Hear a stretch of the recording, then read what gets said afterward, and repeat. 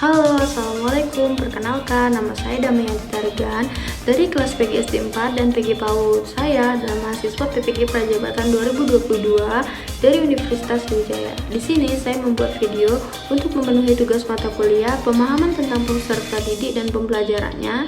Dosen pengampunya Ibu Dr. Randa Rukiah, Magister Pendidikan.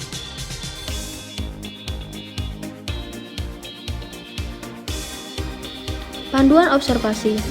Aspek perkembangan yang diamati pada peserta didik yang pertama etnik, budaya, status ekonomi, sosial, yang keempat perkembangan psikologi, minat, perkembangan kognitif, kemampuan awal, gaya belajar, motivasi belajar, yang terakhir perkembangan motorik. Tempat saya melakukan observasi nanti adalah SDN 21 Palembang di kelas 5 dengan jumlah peserta didik yaitu 30 orang.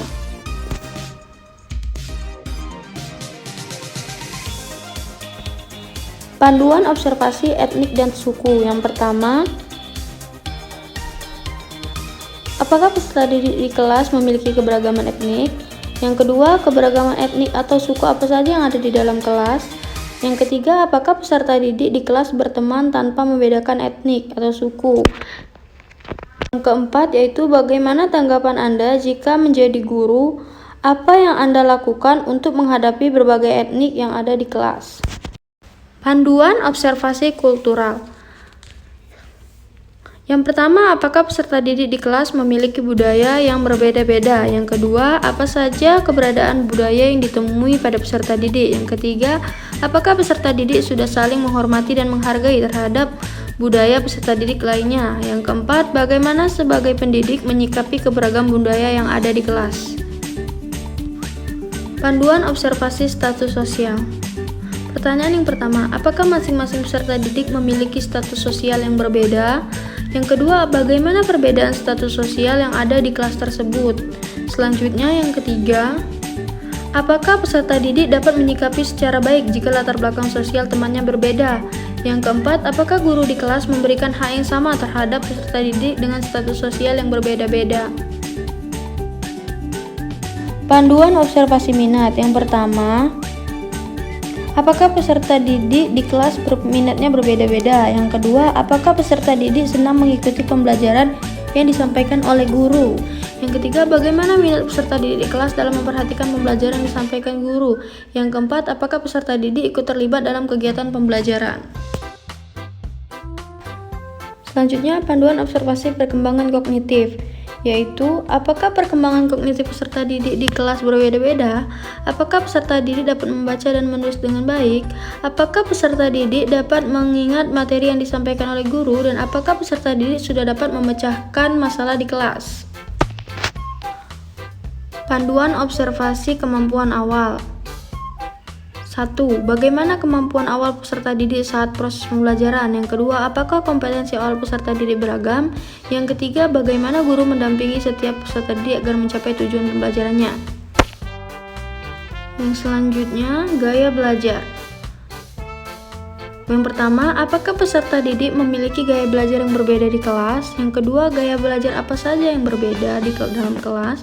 Yang ketiga, bagaimana cara guru mengatasi gaya belajar yang beragam?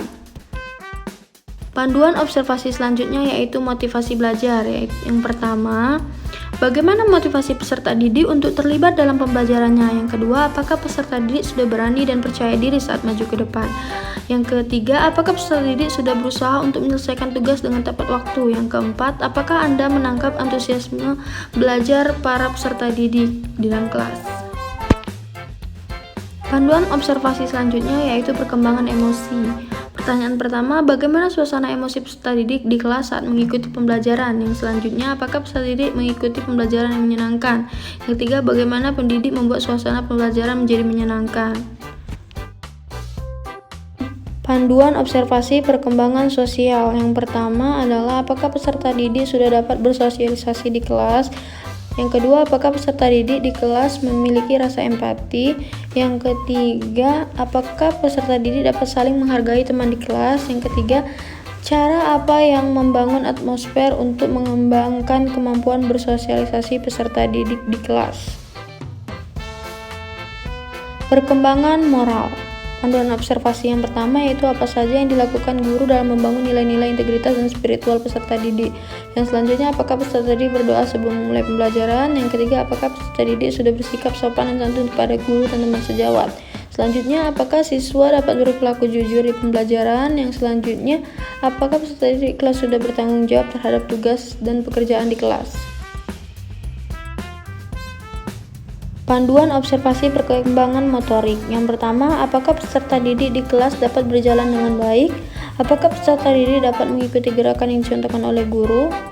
Apakah peserta didik dapat menggenggam benda dengan baik? Dan apakah peserta didik dapat menggunakan alat tulis dengan baik?